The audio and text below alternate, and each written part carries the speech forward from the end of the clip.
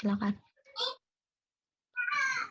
Bismillahirrahmanirrahim. Assalamualaikum warahmatullahi wabarakatuh.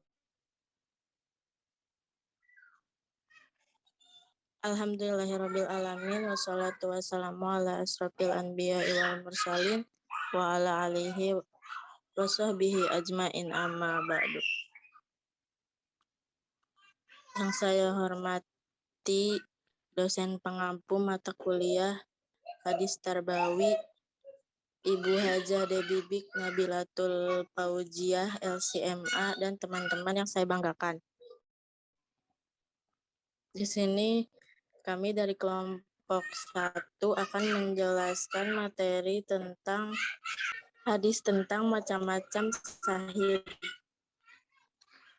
Yang beranggotakan yaitu yang pertama ada Paras Apipas Tianingsih, terus ada Febrian Gani dan Helmi Faisal Rasid, terus ada saya Indah Permatasari dan Indri Widianti, dan terakhir Indriana Pitaloka. Untuk mempersingkat waktu, dimulai ya. Yang materi pertama yaitu akan saya jelaskan tentang teks hadis. Bismillahirrahmanirrahim. Hadasana Yahya benu Yahya qala qara'tu ala maliki an sumai an abi Sholih an abi Hurairah anna Rasulullah sallallahu alaihi wasallam qala bainama rajulun yamsi bitorikin wajada gusna saukin ala torrikin fa'ahorrohu fasakarallahu lahu faghafara lahu wa qala suhada'u khamsatul mat'una wal mabtunu wal goriku wasahibul hadmi wasahidu fisabilillahi azza. Sekian yang saya sampaikan. Selanjutnya materi yang kedua akan disampaikan oleh Indri Widianti. Saya persilahkan. Oke, saya akan membacakan terjemahan hadis yang sudah dibacakan oleh Teh Indah. Terjemahannya adalah menceritakan kepadaku Yahya bin Yahya. Ia berkata, aku telah membacakan hadis ini kepada Malik dari Sumi, dari Abi Sholih, dari Abu Hurairah. Sesungguhnya Rasulullah Shallallahu Alaihi Wasallam bersabda, tak kala seorang laki-laki berjalan, ia menemukan ranting tajam di jalan. Lalu ia menyingkirkannya, maka Allah berterima kasih padanya dan memberi ampun untuknya. Beliau melanjutkan, para syuhada ada 5 orang, yang mati akibat penyakit taun, yang mati sakit perut, orang yang mati tenggelam, orang yang mati tertimpa reruntuhan, dan orang yang syahid di jalan Allah. Hadis riwayat Muslim, nomor hadis 4940. Sekian yang bisa saya sampaikan, kurang lebihnya mohon maaf, saya kembalikan kepada moderator. Iya, terima kasih kepada Saudari Indri Widianti. Selanjutnya, materi selanjutnya yang akan disampaikan oleh Indriana Pitaloka. Saya persilahkan.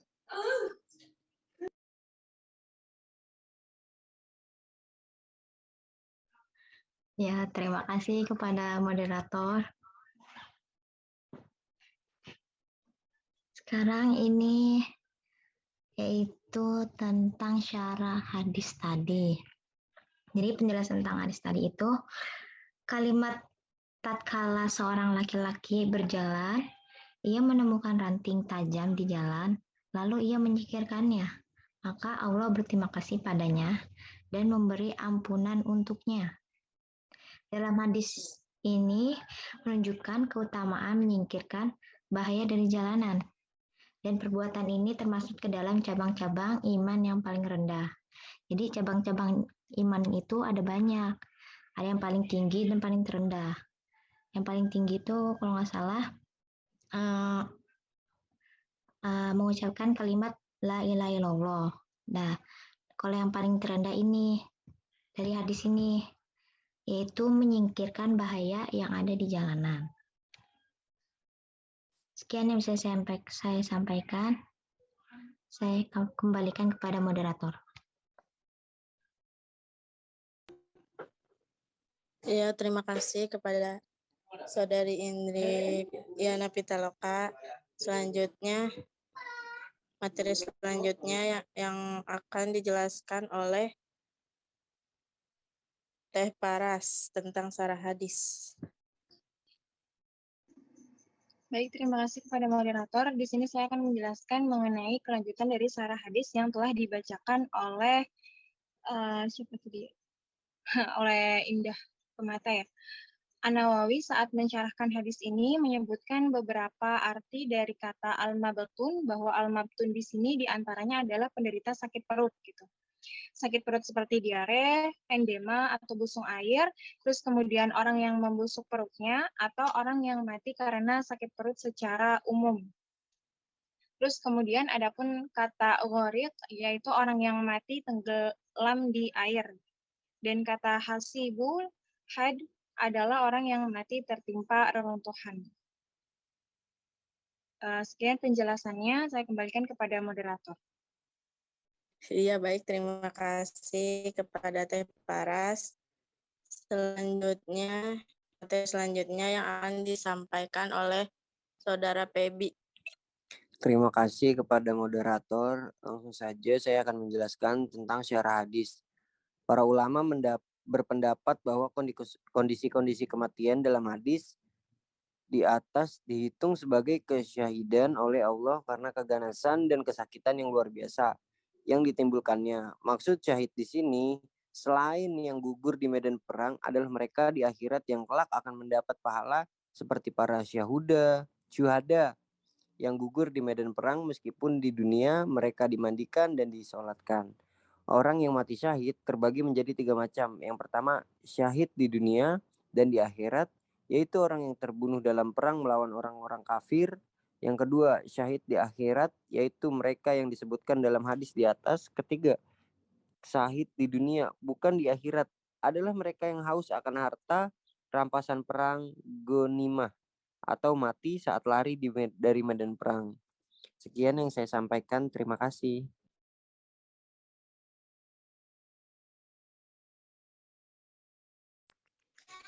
Ya, baik. Terima kasih kepada selanjutnya. Materi selanjutnya yang akan disampaikan oleh Saudara Helmi. Saudara Helmi, saya persilahkan. Ya, baik. Terima kasih kepada moderator. Sebelumnya saya mohon maaf off cam karena kendala jaringan. Ini slide berikutnya.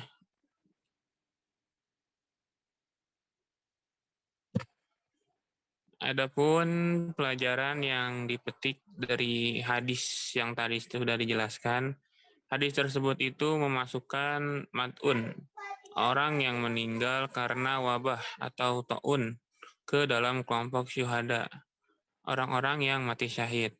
Maka berdasarkan hal tersebut, orang muslim yang meninggal akibat COVID-19 tergolong ke dalam syuhada apabila dikiaskan dengan mat'un. Namun menurut Imam An-Nawawi, syahidnya orang yang meninggal karena wabah termasuk ke dalam kelompok syahid di akhirat. Berbeda dengan muslim yang gugur di medan perang. Yang syahidnya itu bisa dikatakan syahid di dunia dan juga di akhirat. Mungkin itu saja yang dapat saya sampaikan. Saya kembalikan kepada moderator. Ya, baik. Terima kasih kepada Saudara Helmi. Selanjutnya itu sesi tanya jawab. Bagi para audiens yang ingin bertanya, saya persilahkan. Jika kurang paham atau tidak Ada pertanyaan dari Amarpati. Kak mau nanya, keutamaan mati syahid apa aja, Kak? Pertanyaannya saya tampung dulu ya. Bismillahirrahmanirrahim. Assalamualaikum warahmatullahi wabarakatuh. Di sini saya akan menjawab pertanyaan dari saudara Amar. Keutamaan orang yang mati syahid itu kalau nggak salah ada 6. Yang pertama itu dosanya itu akan diampuni segera setelah kematiannya. Jadi dosanya itu langsung diampuni setelah kematiannya. Terus yang kedua, orang itu akan diperlihatkan tempat tinggalnya, yaitu di surga. Terus yang ketiga itu dijaga dan dihindarkan dari siksa api neraka. Tetap dijaga dalam keadaan aman dan terhindar dari rasa takut ketika dibangkitkan dari alam kubur. Yang keempat itu diberi mahkota kemuliaan yang luar biasa indahnya. Yang kelima, dinikahkan dengan 72 bidadari. Yang keenam, diberi hak untuk memberi syafaat yang bisa mengeluarkan dari neraka dan memasukkan ke surga terhadap 7 orang anggota keluarganya. Nabi di situ menjelaskan dalam hadisnya, qala Rasulullah SAW li syahidi indallahi sittu hisali yang ghafarul lahu fi awali daf'ati wa yara maq'adah min jannati wa yujaru min azabi qabri wa ya'man min gozai akbari wa yudo'u ala ro'asih taju wa qari aku tatu minha khairum min dunya wa ma fiha wa yuzawwaju snataini wa sabi'ina zawjata min huri ini wa syafa'u fi sabi'ina min aqaribi. Rasulullah bersabda, orang yang mati syahid di sisi Allah mempunyai 6 keutamaan. Dosanya akan diampuni sejak awal kematiannya. Diperlihatkan tempat duduknya di surga, dijaga dari siksa kubur, diberi keamanan dari ketakutan yang besar saat dibangkitkan dari kubur, diberikan mahkota kemuliaan yang satu permata darinya lebih baik dari dunia seisinya. Dinikahkan dengan 72 bidadari dan diberi hak untuk memberi syafaat kepada 70 orang dari keluarganya.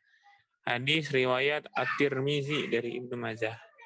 Mungkin itu saja jawaban dari saya. Apabila dari audiens ada yang ingin menambahkan atau ada yang ingin menyanggah, silakan. Sekian, terima kasih.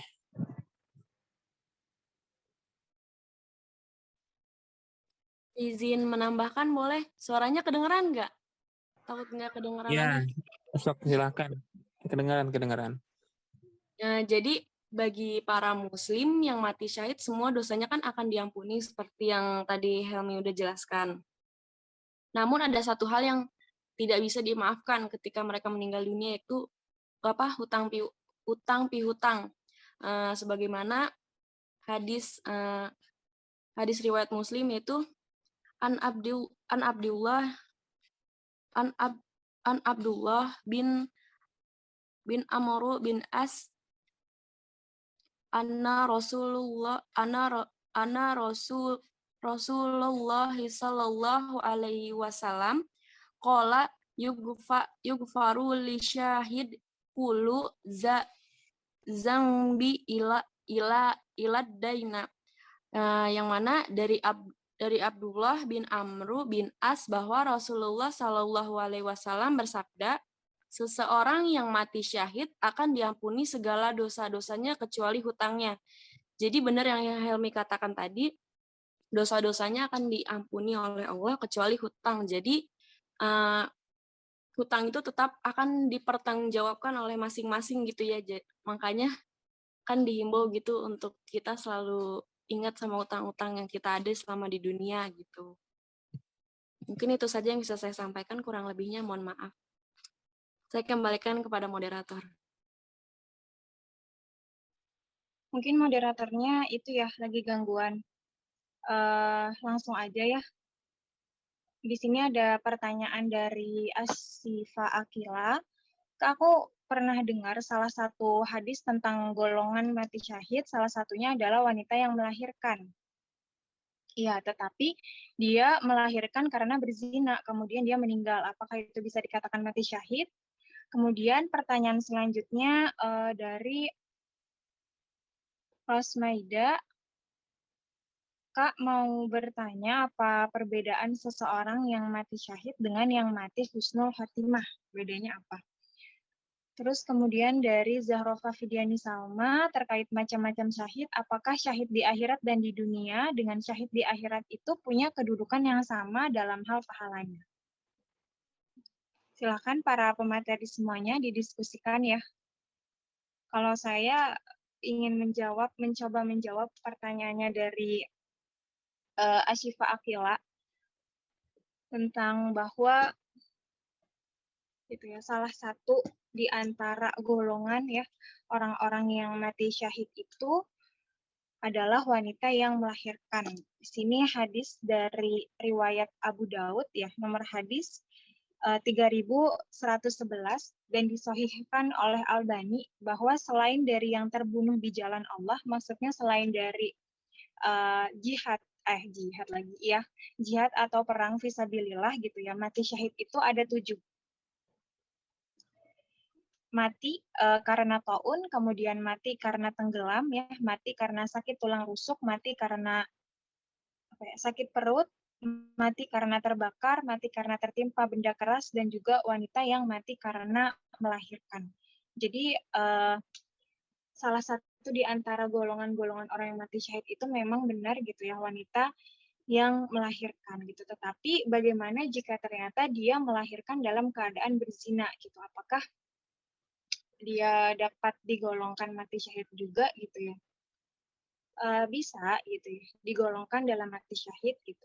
Dan insya Allah gitu, kedudukan dia berada pada kedudukan orang-orang yang mati syahid. Tetapi ada syaratnya gitu. Syaratnya adalah selama dia bertaubat, menyesali perbuatannya. Berzina itu kan dosa yang hubungannya antara manusia dengan Allah ya, bukan manusia dengan manusia yang lainnya gitu, manusia dengan Allah. Maka insya Allah gitu ya, dosa-dosanya dapat diampuni gitu, asalkan tadi dia bertaubat dengan menyesalinya, tidak mengulangi lagi dan mengakui perbuatannya ya. Taubat nasuha sebelum dia melahirkan gitu. Namun ketika dia tidak bertaubat gitu ya, ketika dia tidak bertaubat kemudian dia meninggal gitu, dan dia sama sekali tidak menyesali perbuatannya gitu. Ya wallahu alam sih sebenarnya apakah dapat digolongkan mati syahid atau tidak gitu. Tetapi kemungkinan sulit ya untuk digolongkan mati syahid, dan bahkan nanti dirinya akan tetap dihisab oleh Allah Subhanahu wa taala, karena yang terhindar daripada hisab itu sebenarnya adalah golongan yang dia meninggal tanpa dihisab gitu matinya gitu. Walaupun ketika dia punya hutang tetap gitu nanti akan diperhitungkan gitu. Jadi sebenarnya standar yang bukan standar sih, yang menjadi penghalang ya seseorang itu masuk surga ketika mati syahid adalah yaitu urusan dia dengan sesama manusia, menyangkut hak-hak adami gitu, kayak misalnya hutang bisa menghalangi kita gitu ya untuk masuk surga gitu. Karena hadisnya juga dari Abdullah bin Amr bin Al-As, Rasulullah bersabda, ya ghafaru syahidi kullu dzanbin illa dain. Semua dosa orang yang mati syahid akan diampuni kecuali hutang. Kalau orang yang berperang aja dia punya hutang, maka tidak akan diampuni dan akan menjadi penghalang dia mati syahid, apalagi orang yang tadi ya wanita yang melahirkan gitu. Wanita yang melahirkan, kemudian dia masih karena berzina gitu, terus kemudian dia ada hutang, walaupun dia nggak berzina ya, tapi dia masih punya hutang gitu dengan orang lain, ada hak-hak Bani Adam yang belum tertuntaskan, maka akan terhalang gitu mati syahidnya. Itu sih. yang sepemahaman saya. Nanti kalau misalnya pemateri yang lain mau menambahkan atau mau meluruskan, mangga gitu. Dan teman-teman yang lain, jika ingin dikaji ulang, silahkan gitu. Karena apa ya, materi tentang syahid ini gitu sangat luas gitu ya.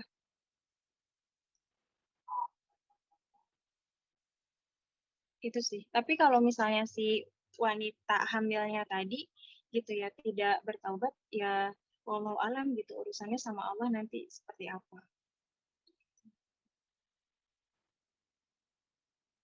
Itu sih mungkin jawabannya. Mungkin pemateri lain mau menambahkan, silahkan, atau mau menjawab pertanyaan yang lain.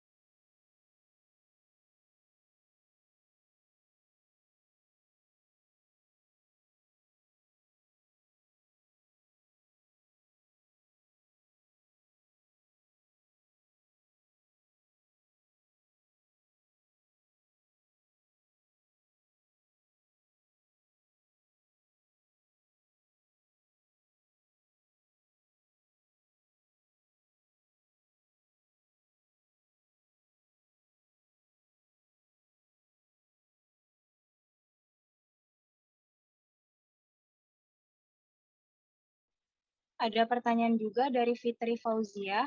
Assalamualaikum, waalaikumsalam warahmatullahi wabarakatuh. Kak mau bertanya, jika masih ada hutang di dunia, hutang kepada orang lain, ya, lalu misalkan dipanggil duluan nih sama Allah yang sudah meninggal gitu, dan akan diterima. Yang gimana sih? Misalkan dipanggil duluan sama Allah yang sudah meninggalnya akan diterima oleh Allah atau bagaimana, Kak? Oh, misalnya dia punya hutang di dunia, terus dia meninggal, akan diterima sama Allah apa enggak gitu ya. Tetapi masalah di dunianya belum selesai, Kak. Nah, itu meninggalnya tetap ditagih sama Allah di alam kubur atau bagaimana? Iya, terkait hutang gitu ya. Itu tadi balik terkait hak-hak apa tadi hak-hak adami gitu ya. Maka itu yang menyulitkan kita dalam perhisapan atau perhitungan di yaumil akhir nanti gitu. Di alam barzah nanti gitu, di yaumul hisab akan menyulitkan kita gitu. Kalau misalnya ditagih nggak sama Allah di alam kubur gitu. Kalau di alam kubur wallahu alam gitu ya. Tetapi yang pasti nanti di yaumil hisabnya pasti akan ditagih oleh Allah dan akan menyulitkan perhisapannya. Bahkan Rasulullah SAW pun ketika ingin menyolati apa ya, orang lain gitu ya, umat muslim pada saat itu, beliau bertanya kan, gitu, dia punya hutang nggak, si fulan punya hutang nggak? Kalau misalnya punya hutang, maka Rasulullah tidak ingin menyolatkan. Seperti itu. Gitu. Begitulah apa ya, sangat satu hal yang urgent dan penting banget gitu ya. Jangan sampai ketika kita meninggal dunia kita punya hutang, harus segera dilunaskan gitu. Kalau misalnya kita sudah meninggal ya yang melunaskan adalah keluarga gitu. Makanya wajib bagi keluarga untuk mengetahui gitu ya perkara-perkara apa yang akan menghalangi atau menyusahkan si mayit ini nantinya gitu. Ya. Terus ya harus dibayar oleh pihak keluarganya gitu. Akan ditangguhkan nanti sama Allah. Itu sih mungkin. Teman-teman yang lain mau nambahin? Silakan.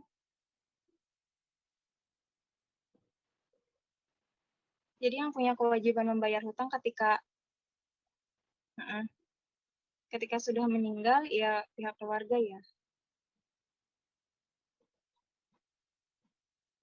Makanya sebelum meninggal kan pasti ada itu kan, ada pemberitahuan siapa yang menghutang gitu ya. Jika si mayat ini punya hutang gitu ya, tolong diinformasikan kayak gitu.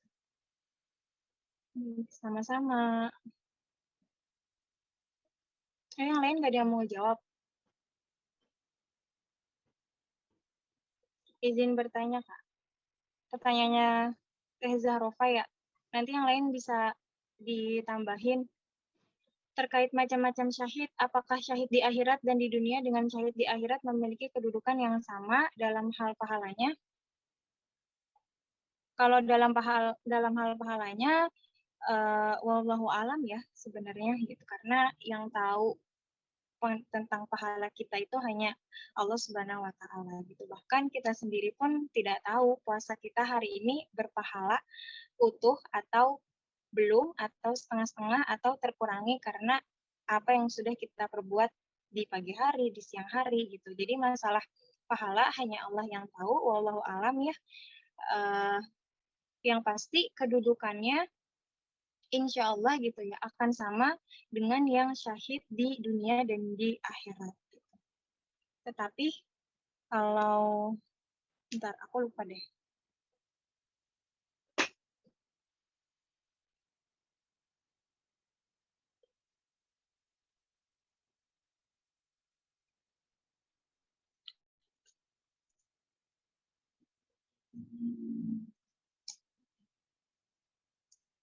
Tapi status syahidnya kalau misalnya syahid di akhirat itu berarti nggak syahid di dunia ya, kayak yang termasuk 5 golongan dan 7 golongan tadi, kayak misalnya yang taun, terus terbakar, tenggelam, sakit perut, itu status syahidnya secara hukum, itu bukan secara hakiki. Sementara status syahid yang dunia akhirat itu secara hakiki gitu ya.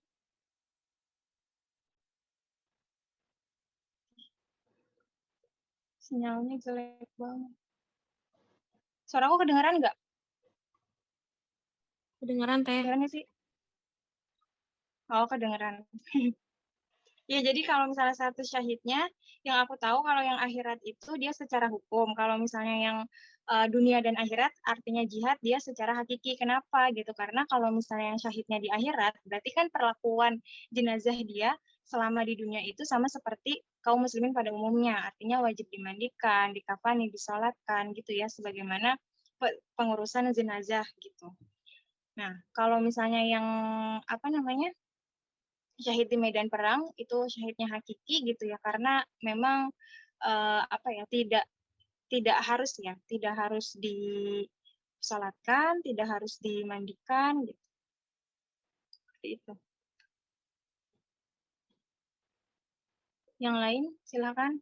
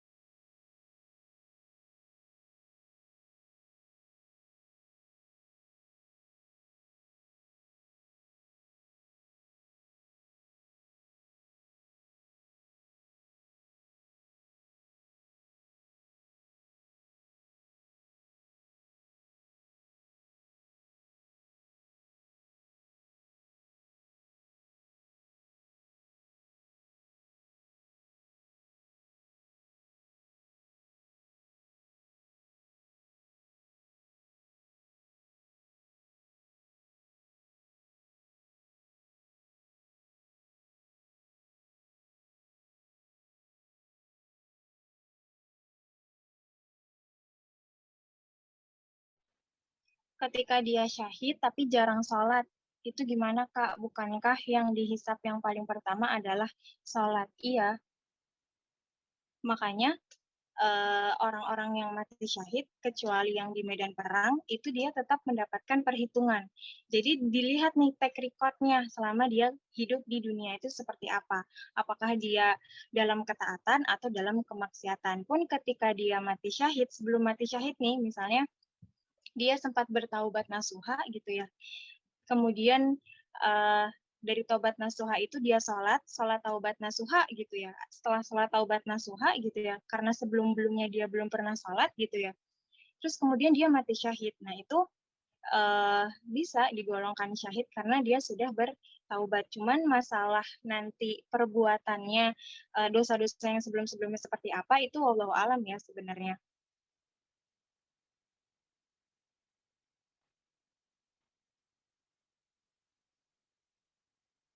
Tapi kalau misalnya dia nggak pernah sholat gitu ya, terus kemudian dia tenggelam gitu, tenggelam apa ya, misalnya tenggelam di lautan gitu, tapi dia nggak pernah sholat gitu, maka perbuatan-perbuatan sebelumnya tetap dihisap oleh Allah gitu. Apalagi dia tadi ya punya hutang, terus ada hak-hak Adam yang belum dia tunaikan gitu, dia menyakiti hati orang lain. Gitu. Karena kalau misalnya dosanya kepada manusia gitu ya, itu kan salah satu cara taubatnya dengan meminta maaf sampai orang-orang tersebut memaafkan gitu. Kalau Allah dosanya cukup kita bertaubat. Nah, itulah bedanya Tuhan dengan manusia gitu ya. Allah itu Maha Pengampun, Maha Penerima taubat gitu ya. Sedangkan manusia kadang kita punya kesalahan sedikit saja gitu ya, sulit untuk memaafkan. Makanya harus diwaspadai dalam sikap dan berperilaku kepada sesama manusia, jangan sampai menyakiti, karena ketika sudah menyakiti gitu ya, nanti akan sampai kepada yaumul hisab gitu, di perhitungannya nanti akan sulit. Gitu.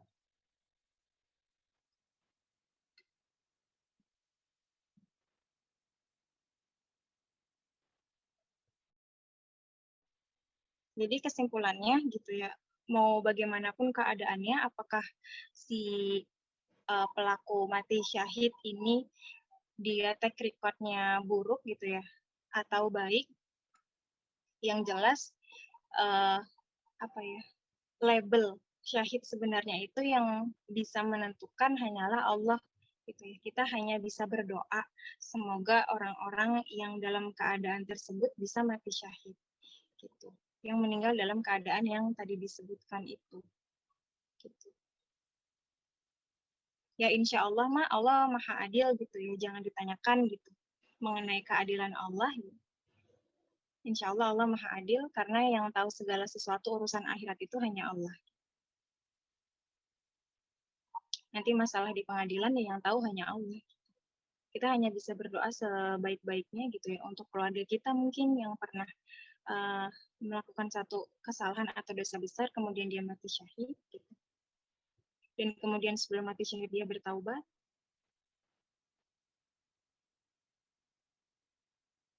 Mungkin itu ya sedikit.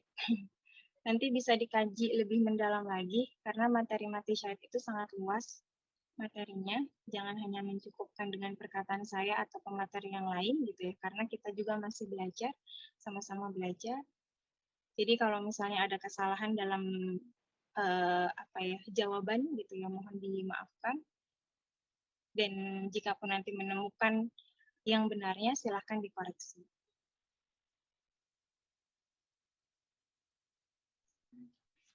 Ya, terima kasih Saudara Paras.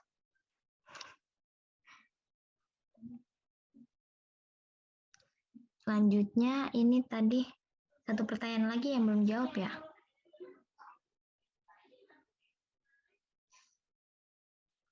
Tadi pertanyaan dari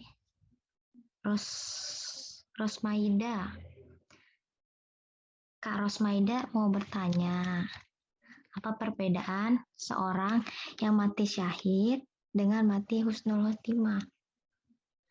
Jadi sebenarnya nggak ada perbedaan. Mati husnul khotimah itu hanya penyebutan. Jadi mati husnul khotimah itu mati dalam keadaan baik ya. Jadi husnul khotimah itu hanya penyebutannya. Dan kalau sebaliknya itu mati dalam keadaan yang kurang baik, itu namanya tadi apa ya namanya? Su'ul khotimah. Nah, iya itu suhul khotimah, mati dalam keadaan yang kurang baik. Jadi kalau mati syahid itu kan udah ada kategori-kategorinya dan keutamaan-keutamaannya. Jadi yang mati tergolong dari kategori mati syahid itu berarti matinya dalam keadaan husnul khotimah, dalam keadaan baik. Jadi sebenarnya nggak ada perbedaan, ini tuh husnul khotimah dan suhul khotimah itu hanya penyebutan dari mati dalam keadaan baik dan mati dalam keadaan kurang baik. Itu yang bisa saya sampaikan. Mungkin itu aja ya. Kita cukupkan aja pertanyaannya. Kita tutup pertanyaannya, lalu kita kembalikan aja kepada moderator.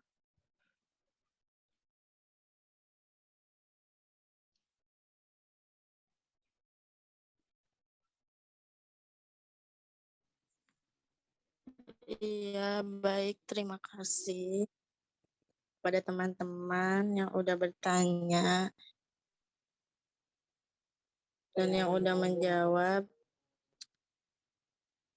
Ini ditutup. Iya, tutup.